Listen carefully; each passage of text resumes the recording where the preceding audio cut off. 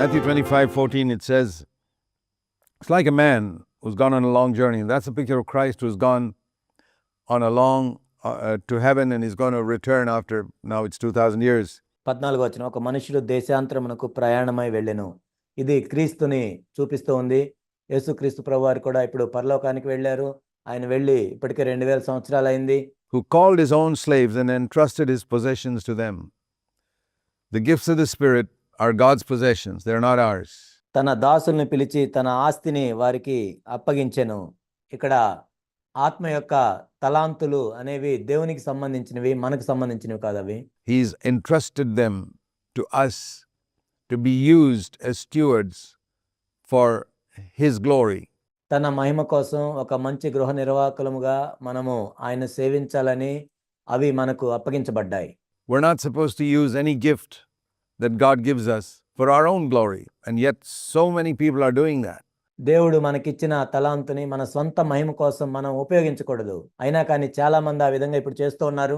They use God's gifts, whether it's a gift of preaching or healing or whatever. దేవుడిచ్చిన తలాంతు ఏదైనా సరే, అది బోధించటం కానీ స్వస్థపరచడం కానీ అదేదైనా సరే, to get honor and glory and a lot of money for themselves. That's a sin, it's a crime. ఘనత కోసం, డబ్బు కోసం దాన్ని చేయకూడదు. ఆ విధంగా చేసినట్లయితే అది పాపము, నేరము. And then we read here that when it comes to gifts, God gives different numbers of gifts to different people. Some have more and some have less. ఇక్కడ తలాంతుల విషయానికి వచ్చేసరికి దేవుడు వేరువేరు ప్రజలకి వేరువేరు తలాంతులు ఇస్తూ ఉంటాడు. కొంతమందికి ఎక్కువ ఇస్తుంటాడు, కొంతమందికి తక్కువ ఇస్తుంటాడు. Not all are equal. అందరూ ఇక్కడ సమానం కాదు. There's another parable in Luke 19 where everybody gets the same amount. లూకా 19లో ఇంకొక ఉపమానం ఉంది. అక్కడ అందరికీ కూడా సమానంగా ఇవ్వబడింది. There he speaks about, in Luke 19 verse 11 onwards, about a man who called his slaves and gave them, each of them, 1 mina. ఇక్కడ లూకా 19:11 నుండి మనం చూసినట్లయితే ఇక్కడ ప్రతి దాసుడిని పిలిచి ఒక్కొక్కరికి ఒక మేనా ఇచ్చెను. And there everybody was equal. And that refers to areas in our life where we are all equal as believers. For example, all of us have got 24 hours a day. ఇక్కడ మనం చూసినట్లయితే అందరికీ సమానంగా ఇవ్వబడింది. విశ్వాసులంగా మనం చూసినట్లయితే మన జీవితాల్లో కొన్ని విషయాలు అందరూ సమానంగా ఉంటాం. ఉదాహరణకి సమయం విషయంలో అందరికీ కూడా రోజుకి 24 గంటలే ఉంటుంది. No one has got more than 24 hours. It's exactly the same. What we do with our time is up to us. ఎవరికి కూడా 24 గంటల కంటే ఎక్కువగా ఉండదు. కానీ ఆ సమయంతో మనం ఏం చేస్తున్నాం అన్నది మన ఇష్టం. Or we can say temptation. The range of temptation is exactly the same for all human beings. We're all tempted to anger and లేక శోధనల విషయంలో చూసినట్లయితే మానవులుగా మనందరము కూడా ఒకే రకమైన శోధనల గుండా వెళ్తూ ఉంటాము. lust and selfishness and pride, etc., and bitterness and jealousy, everything. మానవులుగా మనందరము కూడా కోప్పడుతూ ఉంటాము. తర్వాత లైంగిక సంబంధమైన మోహములో తప్పిపోతూ ఉంటాము. అదేవిధంగా అసూయ పడుతూ ఉంటాం, నిష్ఠూరం పెట్టుకొని ఉంటాం, ద్వేషం కలిగి ఉంటాం, అసూయ కలిగి ఉంటాం. Everyone's got the same, and different people overcome to different extents. అందరూ కూడా ఒకే రకమైన శోధనల గుండా వెళ్తుంటారు, కానీ వేరువేరు వ్యక్తులు వేరువేరు విధాలుగా వాటిని జయిస్తూ ఉంటారు. But here, in this parable, he's not talking about that. He's talking about different levels of gifts that he's given to different people. కానీ ఇక్కడైతే దాని గురించి మాట్లాడటం లేదు, కానీ వేరువేరు ప్రజలకు వేరువేరు తలాంతులు ఇక్కడ ఇవ్వబడ్డాయి. To one he's given 5, to another 2, and to another 1. ఒకరికేమో 5 తలాంతులు ఇవ్వబడ్డాయి, ఒకరికేమో 2 తలాంతులు ఇవ్వబడ్డాయి, ఒకరికేమో 1 తలాంతు ఇవ్వబడింది. Now, we may say, why has God given more to some and less to another? That's his sovereign choice. We read in 1 Corinthians 12 that మనం అడగొచ్చు, ఒకరికి ఎందుకు అన్ని ఎక్కువ ఇవ్వబడ్డాయి, ఒకరికి ఎందుకు తక్కువ ఇవ్వబడ్డాయి అని. అది ఆయన సార్వభౌమాధికారం చొప్పున ఆయన ఇష్టం వచ్చినట్లు ఇస్తాడు. the Holy Spirit sovereignly chooses whom to give what to, and we cannot question it. 1 కొరింథీ 12లో మనం చూస్తాము, దేవుడు తన సార్వభౌమాధికారం చొప్పున ఎవరికి ఇవ్వాలి, ఏమి ఇవ్వాలి అనేది ఆయన నిర్ణయించుకుంటాడు. దాన్ని మనం ప్రశ్నించలేము. He chooses one to be an apostle and another to be just a help. ఒకరినేమో అపోస్తలుగా ఉండటానికి ఆయన పిలుస్తాడు, ఒకరినేమో కేవలం సహాయపడటానికి పిలుస్తాడు. That's also a gift. సహాయపడటం కూడా ఒక తలాంతే. You read in the list of gifts in 1 Corinthians 12. 1 కొరింథీ 12లో ఉన్న తలాంతులు మనం చూసినట్లయితే అందులో సహాయపడటం అనేది కూడా ఉంటుంది. So God sovereignly chooses that, and we cannot decide what we want. Now, the Bible does say we can all seek to prophesy. We can't be prophets. దేవుడు తన సార్వభౌమాధికారం చొప్పున ఇవన్నీ నిర్ణయిస్తాడు. అలా ఎందుకు చేశాడని మనం ప్రశ్నించలేము. అయితే అందరూ ప్రవచించవచ్చు. అంత మాత్రాన అందరూ ప్రవక్తలేమి కాదు. But we can all seek to prophesy. But other than that, it's God who sovereignly chooses to give gifts to each person. మనందరం ప్రవచించవచ్చు, కానీ దేవుడే తన సార్వభౌమాధికారం చొప్పున ఎవరికి ఏమి తలాంతులు ఇవ్వాలి అనేది ఆయన నిర్ణయించుకుంటాడు. And the number of gifts. Think of a man like the Apostle Paul. He was an apostle and prophet and evangelist and teacher and shepherd. ఎవరికి ఎన్ని తలాంతులు ఇవ్వాలన్నది కూడా ఆయన నిర్ణయించుకుంటాడు. అపోస్తలుడైన పౌలును మనం చూసినట్లయితే ఆయన అపోస్తలుడు, ఒక ప్రవక్త, సువార్తికుడు, బోధకుడు, కాపరి, All rolled in one. He had all five. Some have got two, some have got one. ఆయనైతే ఆ 5 తలాంతులను కలిగి ఉన్నాడు. కొంతమంది 2 తలాంతులు కలిగి ఉంటారు, కొంతమంది 1 తలాంతులను కలిగి ఉంటారు. But now the thing is what we do with these gifts. And it says here, immediately the one who had received the 5 talents went and traded with them and gained 5 more talents. ఇక్కడ ప్రశ్న ఏంటంటే ఆ తలాంతులతో మనం ఏం చేస్తున్నాము? ఇక్కడ మనం చూసినట్లయితే 5 తలాంతులు కలిగిన వ్యక్తి వాటితో వ్యాపారం చేసి మరి 5 తలాంతులు సంపాదించుకున్నాడు. It's just something immediate. He didn't waste time. ఆ వ్యక్తి అక్కడ వెంటనే చేశాడు, సమయాన్ని వ్యర్థం చేయలేదు. It's a wonderful thing when God gives us the Holy Spirit's power in certain gifts that we immediately begin to use it. దేవుడు మనకు పరిశుద్ధాత్మ యొక్క శక్తినిచ్చి తలాంతులను ఇచ్చినప్పుడు వెంటనే మనం వాటిని ఉపయోగించుకోవాలి. To serve, to earn something for the master.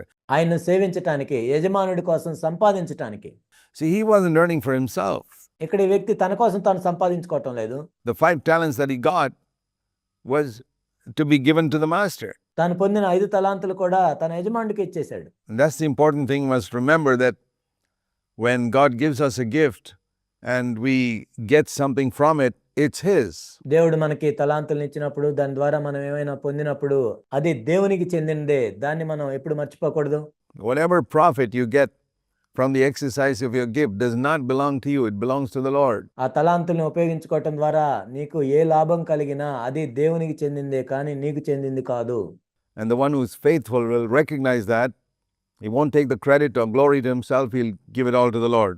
నమ్మకమైన వ్యక్తి ఆ ఘనతను, ఆ పేరుని తన కోసం తీసుకోడు, కానీ అవి దేవునికే చెల్లిస్తాడు. So we're earning for the Lord. We're seeking the preeminence of Christ in everything. మనం ప్రభువు కోసమే సంపాదిస్తున్నాము. అన్నిటిలో కూడా క్రీస్తే ప్రథమంగా ఉండాలని మనం అవన్నీ చేస్తూ ఉన్నాం. In the same manner, the one who received 2 given and gained 2 more. అదే విధంగా 2 తలాంతులు కలిగిన వ్యక్తి కూడా వ్యాపారం చేసి మరి ఒక 2 తలాంతుల్ని సంపాదించాడు. The same manner means he also did it immediately. అదే విధంగా ఈ వ్యక్తి కూడా వెంటనే ఆ విధంగా చేశాడు. But the one who received 1 talent, he went away, dug it in the ground and hid his master's money. అయితే 1 తలాంతు తీసుకున్నవాడు వెళ్ళి భూమి త్రవ్వి తన యజమాని సొమ్ము దాచిపెట్టెను. This is a person who has used this 1 talent maybe to get some honor for himself. ఈ వ్యక్తి బహుశా తన తలాంతుని తన సొంత ఘనత కోసం వాడుకొని ఉండొచ్చు. ఇక్కడ త్రవ్వి పాతి పెట్టడం అంటే, Dug it in the ground means he connected it to this earth. భూమిలో త్రవ్వి పాతి పెట్టడం అంటే ఈ భూమి కోసం దాన్ని వాడుకున్నాడు. He used it in a very earthly way. భూ సంబంధమైన విధానంలో దాన్ని వాడుకున్నాడు. He buried it in an earthly way. భూ సంబంధమైన విధానంలో దాన్ని పాతి పెట్టాడు. And how do people use earthly gifts? For themselves, of course. ఈ భూ సంబంధమైన తలాంతుల్ని ప్రజలు ఏ విధంగా వాడుకుంటారు? వాళ్ళ కోసం వాడుకుంటారు. They don't use it for the glory of God or for others. దేవుని మహిమ కోసమో ఇతరుల కోసమేమో వాడరు వాళ్ళు. Worldly minded people don't seek the glory of God. లోకానుసారులైన వ్యక్తులు దేవుని మహిమను చూడరు. So here's a picture of a man who had a gift and he buried it in the ground, means he behaved just like worldly people. ఇక్కడ తలాంతు కలిగిన వ్యక్తి భూమిలో తవ్వి పాతి పెడుతున్నాడు అంటే లోకానుసారులు ఏ విధంగా ఉంటారో అలానే ఈ వ్యక్తి కూడా ఉన్నాడు. With that gift, he used it for his own glory or honor or to make money for himself or whatever it is. ఆ తలాంతుతో ఆయన ఏం చేశాడంటే తన సొంత ఘనత కోసం వాడుకున్నాడు, డబ్బు సంపాదించడానికి వాడుకున్నాడు, రకరకాలుగా దాన్ని వాడుకున్నాడు. And there are millions of people like this, or who just don't do anything with it. ఈనాడు లక్షల మంది ఆ విధంగా చేస్తున్నారు. లేనట్లయితే అసలు ఆ తలాంతుతో ఏమి చేయని వారు కూడా ఉన్నారు. God gives them a gift and just bury it and forget it because they're busy making money or doing something else in the world. దేవుడు తలాంతు ఇచ్చినప్పుడు దాన్ని పట్టించుకోకుండా భూమిలో పాతి పెట్టి వాళ్ళు ఈ లోకంలో డబ్బు సంపాదించడానికో పేరు సంపాదించడానికో వాళ్ళు పనిచేస్తూ ఉన్నారు. So he dug it in the ground and hid his master's money. After a long time, verse 19, the master of these slaves came and settled accounts with them. అయితే తలాంతు తీసుకున్నవాడు వెళ్ళి భూమిని త్రవ్వి తన యజమాని సొమ్ము దాచిపెట్టెను. బహుకాలమైన తర్వాత ఆ దాసుల యజమానుడు వచ్చి వారి యొద్ద లెక్క చూచుకొనెను. And the one who had received the 5 talents came up and brought 5 more talents, saying, You entrusted me 5 talents. See, I've gained 5 more talents. అప్పుడు 5 తలాంతులు తీసుకున్నవాడు మరి 5 తలాంతులు తెచ్చి, అయ్యా నీవు నాకు 5 తలాంతులు అప్పగించితివే, అవిగాక మరి 5 తలాంతులు సంపాదించితినని చెప్పెను. His master said, Well done, good and faithful slave. You were faithful with a few things. I'll put you in charge of many things. Enter into the joy of your master. అతని యజమానుడు, బళ నమ్మకమైన మంచి దాసుడా, నీవు ఈ కొంచెంలో నమ్మకంగా ఉంటివి, నిన్ను అనేకమైన వాటి మీద నియమించెదను, నీ ఇంటి యజమాని సంతోషంలో పాలు పొందమని అతనితో చెప్పెను. The one who received 2 talents came up and said, Master, you entrusted me 2 talents. See, I've gained 2 more. అలాగే 2 తలాంతులు తీసుకున్నవాడు వచ్చి, అయ్యా నీవు నాకు 2 తలాంతులు అప్పగించితివే, అవిగాక మరి 2 తలాంతులు సంపాదించితినని చెప్పెను. His master said, Well done, good and faithful slave. You were faithful with a few things. I'll put you in charge of many things. Enter into the joy of the Lord. అతని యజమానుడు, బళ నమ్మకమైన మంచి దాసుడా, నీవు ఈ కొంచెంలో నమ్మకంగా ఉంటివి, నిన్ను అనేకమైన వాటి మీద నియమించెదను, నీ యజమాని సంతోషంలో పాలు పొందమని అతనితో చెప్పెను. I want you to notice that the reward or commendation that he gave to the person who earned 5 and to the person who earned 2 were exactly the same. ఇక్కడ మీరు గమనించాల్సిన విషయం ఏంటంటే 5 తలాంతులు సంపాదించిన వ్యక్తికి 2 తలాంతులు సంపాదించిన వ్యక్తికి ఆ యజమానుడు ప్రశంసించిన విధానం కానీ సంబోధించిన విధానం కానీ ప్రతిఫలం కానీ 2 ఒకే విధంగా ఉన్నాయి. So when someone earns 2 and you see this man's got 2 ఒక వ్యక్తి 2 తలాంతులు సంపాదించినప్పుడు and someone else got 5, you think that man's got more. And yet in God's eyes they're the same. ఈ వ్యక్తికి 2 తలాంతులు ఉన్నాయి అనుకుంటాం, ఇంకొక వ్యక్తి 5 తలాంతులు సంపాదించినప్పుడు ఈ వ్యక్తి దగ్గర ఎక్కువ ఉన్నాయి అనుకుంటాం, కానీ దేవుని దృష్టిలో 2 కూడా సమానమే. And that's why the one who's got 5 should not look down upon the one who's got 2 or think he's better, because God's given him more.